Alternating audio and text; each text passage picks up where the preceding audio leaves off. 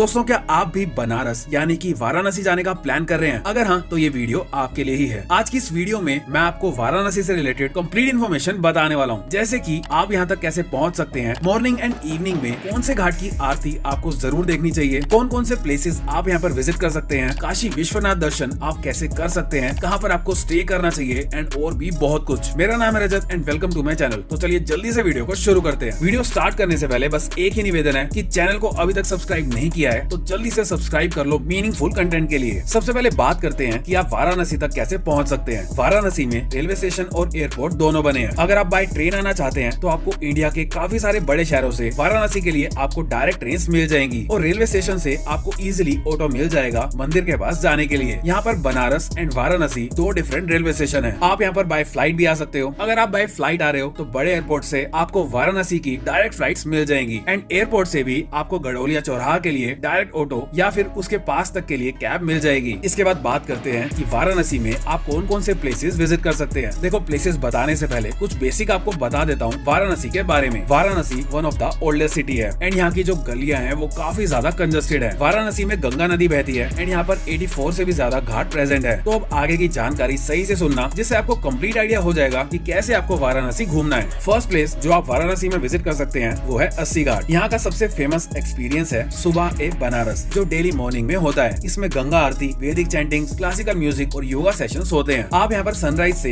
1 या 1.5 घंटा पहले पहुँच जाना ताकि आपको सही सी जगह मिल जाए आरती में शामिल होने के लिए। एंड सुबह के टाइम की गंगा आरती देख के आपको काफी सुकून महसूस होगा। आरती खत्म होने के बाद आप सनराइज का व्यू एंजॉय कर सकते हैं एंड कुछ देर यहाँ पर बैठ सकते हैं। यहाँ पर आपको बोट्स भी दिख जाएंगी जिसमें बैठ के आप अलग अलग घाट पर भी जा सकते हो। आप ऐसा समझ सकते हैं कि वाराणसी के साउथ पार्ट में अस्सी घाट सबसे पहला मेन घाट है। इवनिंग में भी आप गंगा आरती यहाँ पर देख सकते हैं एंड ये तो आप जानते ही हैं कि वाराणसी का मजा तो इसी में ही है कि शाम में आराम से घाट पर बैठ जाओ सुकून से।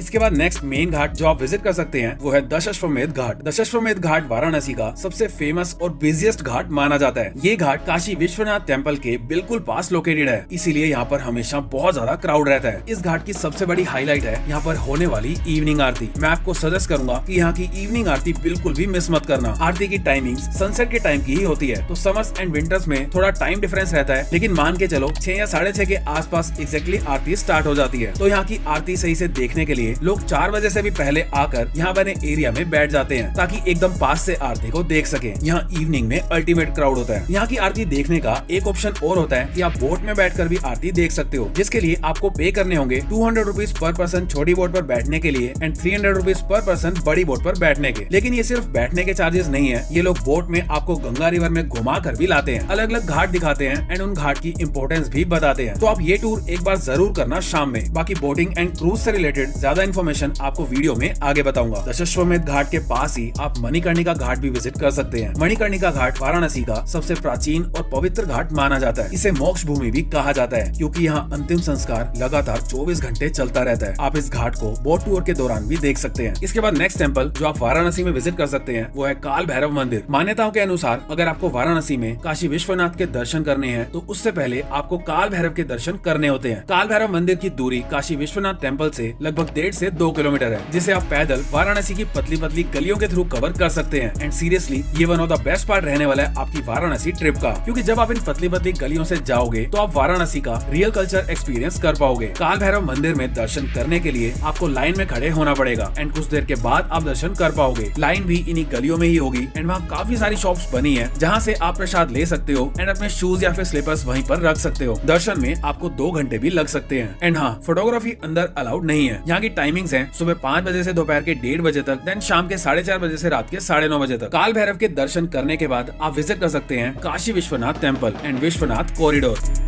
काशी विश्वनाथ टेम्पल वाराणसी का सबसे पवित्र और फेमस मंदिर है। ये भगवान शिव जी को समर्पित है और 12 ज्योतिर्लिंग में से एक है, इसीलिए इस जगह की इम्पोर्टेंस और भी ज्यादा बढ़ जाती है। हर साल लाखों श्रद्धालु यहाँ पर दर्शन करने के लिए आते हैं। मंदिर में दर्शन करने के लिए आप सुबह जल्दी आने का ट्राई करें या फिर ऑनलाइन बुकिंग कर लें, क्योंकि यहाँ काफी ज्यादा भीड़ होती है। यहाँ पहुँच के आप सुगम दर्शन की टिकट ले सकते हैं जो की है 300 रुपए पर पर्सन। उसके लिए एक अलग से काउंटर बना हुआ है, लेकिन जब क्राउड ज्यादा होता है तो इस लाइन में भी दर्शन में काफी टाइम लग जाता है। फॉर एग्जाम्पल अगर वीकेंड वीकेंड या फिर कोई फेस्टिवल है तो नॉर्मल लाइन में 4 से 5 घंटे लग जाते हैं एंड 1 से 2 घंटे लग जाते हैं सुगम दर्शन की लाइन में भी। अंदर कोई भी इलेक्ट्रॉनिक आइटम अलाउड नहीं है, तो मैं आपको अंदर की एग्जैक्ट वीडियो तो नहीं दिखा सकता, लेकिन इतना बता सकता हूँ कि वहाँ पहुँच के आपकी सारी थकावट दूर हो जाएगी, क्योंकि मंदिर के प्रांगण में पहुँचने के बाद आप अलग ही एनर्जी फील कर पाओगे। अब बात करते हैं काशी विश्वनाथ कॉरिडोर की। ये एक रिसेंटली डेवलप किया गया ग्रैंड कॉरिडोर है जो मंदिर को सीधा गंगा घाट से कनेक्ट करता है। पहले जो छोटी छोटी गलियों से जाना पड़ता था, अब उसी जगह एक वाइड और क्लीन पाथवे बन गया है। इस कॉरिडोर में आपको beautiful architecture, open spaces, resting area और बहुत ही अच्छी फैसिलिटीज मिलती हैं। खाने पीने के लिए भी आपको यहाँ पर कुछ ऑप्शंस मिल जाएंगे।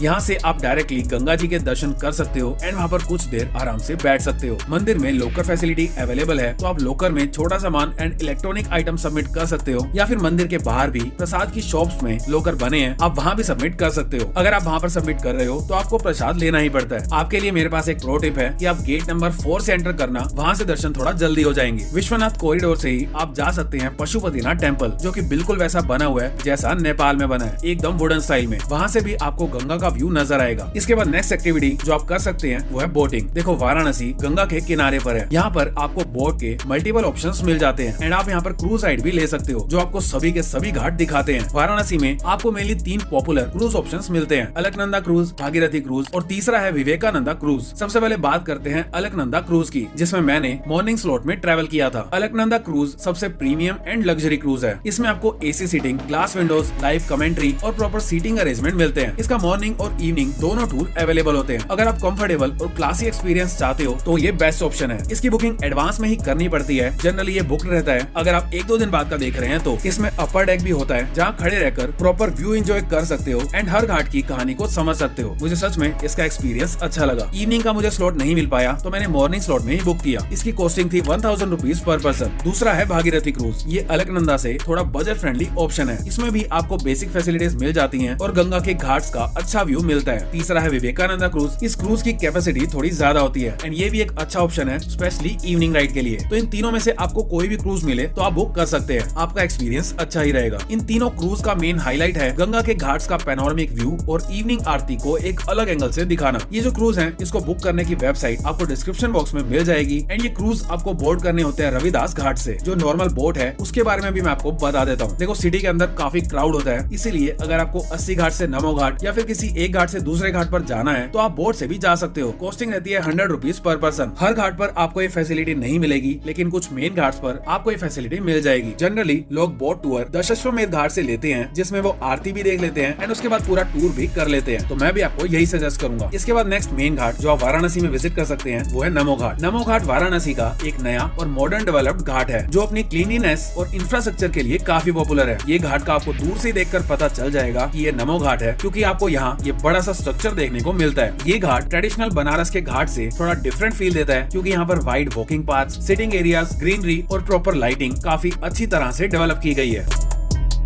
इवनिंग में यहाँ पर आरती होती है एंड यहाँ की आरती अटेंड करके मुझे काफी अच्छा लगा, क्योंकि आरती से पहले यहाँ काफी अच्छे तरीके से भजन भी हुए थे। नमो घाट पर आप सुबह के टाइम योगा और मॉर्निंग वॉक को भी एंजॉय कर सकते हो और शाम के टाइम यहाँ का पीसफुल एनवायरनमेंट और लाइटिंग बहुत ही सूदिंग लगती है। यहाँ पर क्राउड कंपैरेटिवली कम होता है, इसीलिए अगर आप थोड़ा काम और क्लीन जगह चाहते हो तो ये बेस्ट ऑप्शन है। जैसे 80 घाट साउथ में फर्स्ट घाट है, ऐसे ही नमो घाट नॉर्थ साइड पर फर्स्ट घाट है। इसके बाद नेक्स्ट टेम्पल जो आप विजिट कर सकते हैं वो है संकट मोचन मंदिर। ये मंदिर काशी विश्वनाथ टेम्पल से लगभग 5 से 6 किलोमीटर की दूरी पर सिचुएटेड है। आपको इस मंदिर तक जाने के लिए इजीली ऑटो या फिर ई रिक्शा मिल जाएगी। संकट मोचन नाम से ही पता चल रहा है कि ये टेम्पल हनुमान जी को डेडिकेटेड है एंड यहाँ पर भी फोन, कैमरा या कोई भी इलेक्ट्रॉनिक डिवाइस अलाउड नहीं है। वो सब आप बाहर लोकर में सबमिट कर सकते हैं। अंदर का एटमॉस्फेयर बहुत अच्छा होता है। यहाँ की टाइमिंग्स हैं सुबह 5 बजे से दोपहर के 12 बजे तक एंड देन दोपहर के 3 बजे से रात के 10 बजे तक। वाराणसी में इसके बाद आप विजिट कर सकते हैं रत्नेश्वर महादेव टेम्पल। रत्नेश्वर महादेव टेम्पल वाराणसी का एक बहुत ही यूनिक और आई कैचिंग मंदिर है, जो अपने झुके हुए स्ट्रक्चर की वजह से फेमस है। इसे अक्सर लीनिंग टेम्पल ऑफ वाराणसी भी कहा जाता है। ये मंदिर सिंधिया घाट पर मणिकर्णिका घाट के पास लोकेटेड है। गंगा के बिल्कुल किनारे पे होने की वजह से इसका आधा हिस्सा अक्सर पानी में डूब जाता है, जो इसे और भी यूनिक बना देता है। हालांकि जब मैं गया था तो ये पानी में नहीं डूबा हुआ था। इसके झुके हुए होने की वजह से काफी लोग इस मंदिर को देखने के लिए आते हैं। इसके बाद नेक्स्ट प्लेस जो आप वाराणसी में विजिट कर सकते हैं वो है सारनाथ। सारनाथ वाराणसी से लगभग 10 किलोमीटर की दूरी पर है। ये भी एक बहुत ही इंपॉर्टेंट हिस्टोरिकल और रिलीजियस प्लेस है। ये जगह स्पेशली बुद्धिज्म के लिए काफी फेमस है। यही वो पवित्र स्थल है जहाँ गौतम बुद्ध ने अपना पहला उपदेश दिया था, जिसे धर्म चक्र प्रवर्तन भी कहा जाता है। तो सारनाथ बुद्धिज्म का एक मेजर पिलग्रिमेज साइट है। यहाँ का सबसे फेमस अट्रैक्शन है धामेक स्तूपा, जो एक मैसिव स्ट्रक्चर है और हिस्ट्री लवर्स के लिए काफी इंटरेस्टिंग है। ये जगह बहुत बड़े एरिया में बनी हुई है, काफी बड़ा सा गार्डन है एंड उसी में आपको एक स्तूपा देखने को मिलेगा। यहाँ पर एंटर करने के लिए एक मिनिमम सी टिकट भी है। यहाँ पर आप बुद्ध टेम्पल विजिट कर सकते हो, जिसका आर्किटेक्चर आपको काफी पसंद आएगा। इसके अलावा आप सारनाथ म्यूजियम भी विजिट कर सकते हो, जहाँ अशोक स्तंभ का ओरिजिनल लायन कैपिटल प्रिजर्व्ड है, जो इंडिया का नेशनल एम्बलम भी है। सारनाथ में आपको 3 से 4 घंटे लग जाएंगे एंड आप यहाँ पर इवनिंग के टाइम आना आपको काफी पीसफुल लगेगा। ये सब प्लेसेस जो मैंने आपको बताए हैं, इसके अलावा भी कुछ प्लेसेस हैं जो आप वाराणसी में देख सकते हो, जैसे कि रामनगर फोर्ट, BHU यानी कि Banaras Hindu university, Durga temple, Tulsi Manas temple and और भी कुछ प्लेसेस। जो घाट मैंने बताए हैं वीडियो में, उसके अलावा भी कुछ मेन घाट में मेंशन कर देता हूँ। हरिश्चंद्र घाट, केदार घाट, राजा घाट एंड पंचगंगा घाट। इसके अलावा